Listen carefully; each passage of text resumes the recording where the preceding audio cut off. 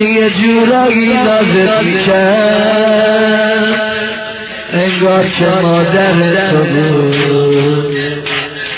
انگار که مادر تو بود.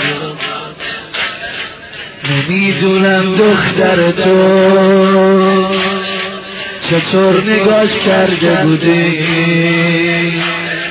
فقط میگم که با چشات انگار صداش کرده بودی.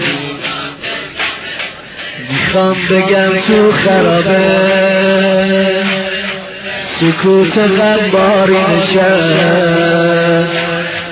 همه دیدن یواش یواش رقیه چشماشو میبرم، رقیه چشماشو میبرم.